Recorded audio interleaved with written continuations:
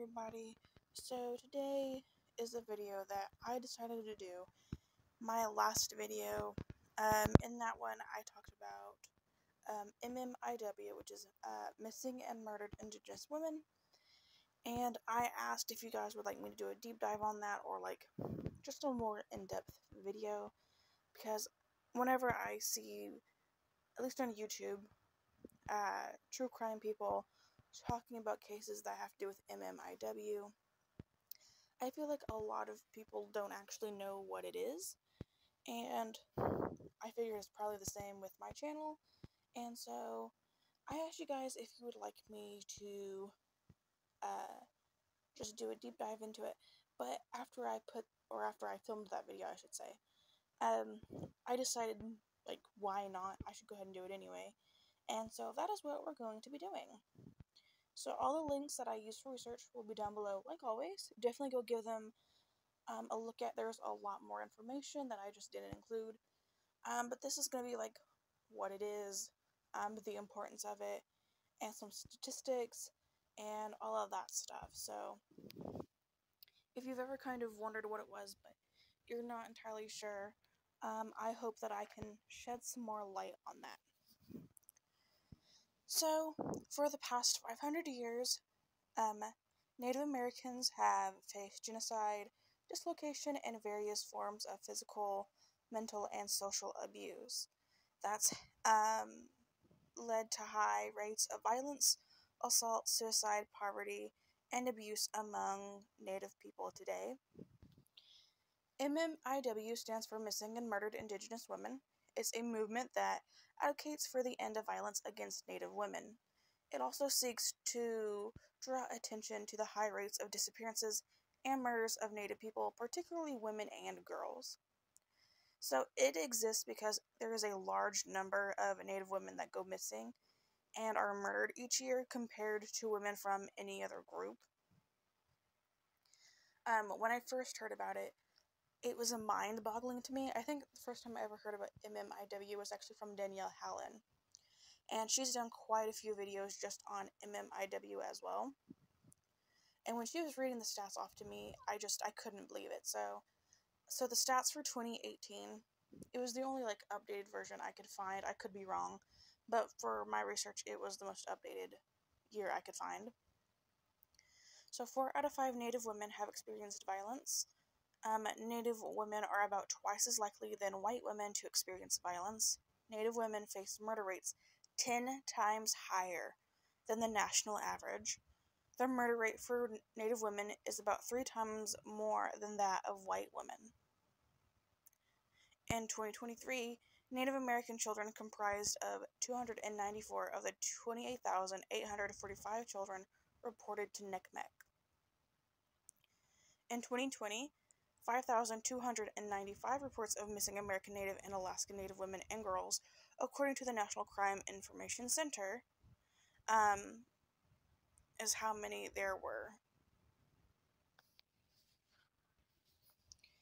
And the National Crime Information Center reports that in 2016, there were 5,712 reports of missing American Indian and Alaska Native women and girls, though the U.S. Department of Justice's Federal Missing Persons Database, I think it's NamUs or NamUs, I'm not sure, they've only logged 116 cases. So just let that sink in for a moment. There are, in 2016, at this time in 2016, so almost 10 years ago, 5,000 cases, almost 6,000 cases. That number is certainly a lot higher now. They only logged 116 of those. That is pathetic and absolutely neglectful in the least terms. And you might be thinking, I haven't heard a lot about this. Why is there so much silence? There are many reasons, but a lot comes from the Indian Relocation Act of 1956, the impetus for the relocation of the large number of Native Americans now living in urban areas. Though the act didn't force people to leave their reservations, it did make it hard for families to stay by dissolving federal recognition of most tribes and ending federal funding for reservations schools, hospitals, and basic services, along with the jobs that they created. Through the federal government, though they paid for relocation expenses to the cities and provided some vocational training, urban Native Americans faced high levels of job discrimination and few opportunities for job advancement. There are other federal policies which have caused issues.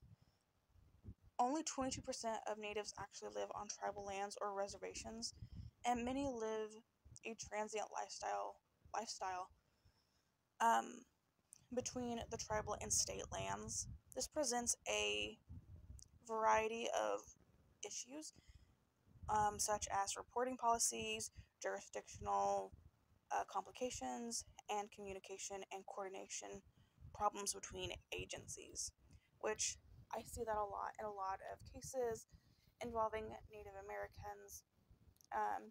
There's always kind of a fuss over who is actively investigating the case, and usually ends up being no one, whether it's these issues or whatever. It's just kind of who is it? So natives residing in urban areas have few resources linked to their culture and tribal community, and many urban natives fall into, quote, a pipeline of vulnerability. So POC, people experiencing poverty, people coming out of the foster care system,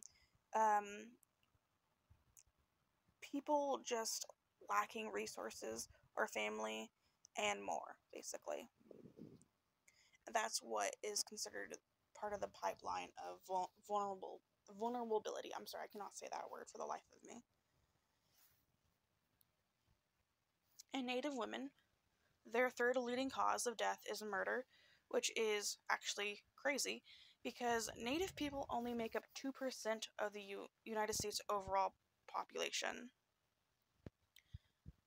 Urban Indian Health Institute reports the youngest MMIW victim was a baby, less than 1 year old, and the oldest was 83 years old.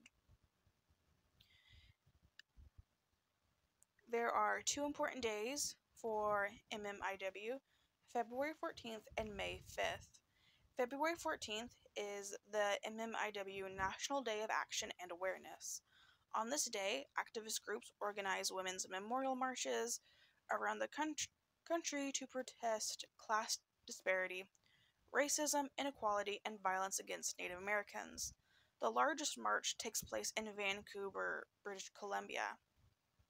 May 5th is the official MMIW Day and is the most widely celebrated across the United States and Canada.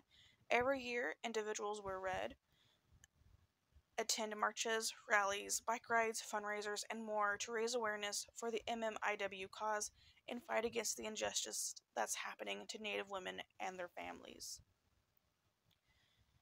So you might be thinking, is it just MMIW? Is it just women? And the answer is no. So MMIP, that is for the men and the boys too. So missing and murdered Indigenous peoples. While women and girls are the primary victims of violence and human trafficking among natives, people of all ages are victims, and it's not just the women. 82% of Indigenous men are victims of violence in their lifetime, and Native children are more likely to experience trauma and abuse than their non-Native peers. Incorrect stereotypes also play a role in the injustice, some being that they are, and this is not what I believe, but what is widely believed and what perpetuates these stereotypes is that people see Native Americans as lazy or drug addicts or alcoholics, or they depend solely on the government to survive. And this comes from the lack of tribal jurisdiction beyond reservation borders. Urban natives, they receive less than adequate assistance. This was also created through acts of colonization and cultural assimilation. So basically, the government forced these people out of their land, took away their jobs, and in some cases provided some expenses. And then when they were in the cities, they faced all these issues, and then the government just created all these problems. So it's colonization. It's an issue with the government. Pre-colonization, Native societies traditionally revered and honored the sacredness of women who had positions of authority, but the patriarchal uh, views of European colonists took the women as slaves to the men, with only even more mistreatment. Now, when they go missing, these negative stereotypes hinder the process. Police fail to take it serious, they do very little. The media rarely picks up the stories, and if they do, there's usually a negative spin on it. I have seen very few cases about missing Native American people that I catch like in real time, and there's always something um, negative being said about them. No matter how small, it's always like they always make it a point to point this out. So, MMIW, oh my gosh, I cannot speak. MMIW, they found itself first as a movement in Canada, and since it's gained momentum, the Arizona Governor Doug Ducey recently signed legislation to create a committee on the issue, made up of law enforcement, victims' families, tribal leaders, and more. The Not Invisible Act was introduced in both the House and Senate, the first bill to be introduced by 4 members of federally recognized tribes, Rep. Deb Haaland of Pueblo of Laguna, Tom Cole, Chickasaw Nation of Oklahoma, Sharice Davids, Ho Chunk Nation of Wisconsin, and Mark Wayne Mullen, Cherokee Nation. The Not Invisible Act would bring together a committee of law enforcement, tribal authorities, federal partners, and more to study and discuss solutions to the crisis of MMIW and to establish better systems of coordination.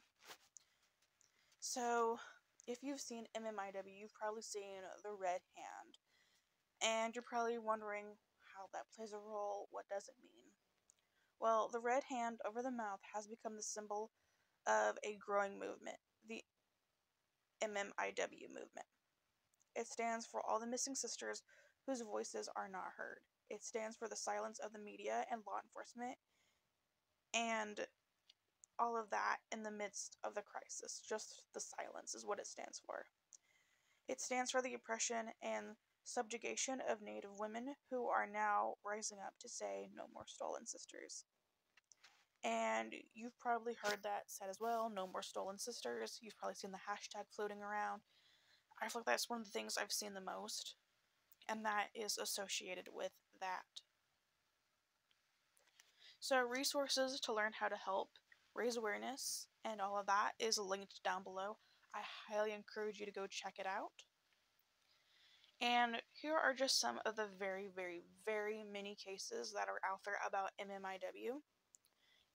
And I'm going to read off some of the names. Amy Lynn Hansen, K. Sarah Stops Pretty Places, Kimberly Bearclaw Iron, Sherry Ann Woundedfoot, Frida Know His Gun, Diane Medicine Horse, Reese Pocan, Stacy Hill, Alberta Williams, Beatrice Adam, Maisie Ojic, Kaylee Mae Nelson Jerry, Rosalita Longy, Melanie Marie James, Pepita Redhair. Several of these women I have spoken about, and several more I am going to be talking about in the coming days. And there are so many more people that are not even on this list. Like, there's just name after name, face after face. Some have no information, some have tons. And they all deserve to be spoken about. They all deserve to have their face and name out there. They all deserve to have justice served. And so I'm going to try to make it my mission to speak more about it and more cases. And I have quite a few coming in the following days. And like I said, this is by no means the only people on that list. There are so many more that I did not name. These were just some that I wanted to throw out there. Maybe you've heard of them. I'm sure a lot of them you have. And I just, I think we should all just look into cases and get to know them and spread their names and do what we can to help and not be a part of the problem. This was by no means a full, comprehensive list of everything about MMIW. There's so much more there. There's so much more history. There's so much more behind why this is just a problem. So I highly encourage you to do your own education, but I hope that I shine some sort of light for you guys. You've learned a little bit more today, and I hope that you will continue to educate yourself. And I will see you guys in my next video. Thank you so much for listening. Bye, guys.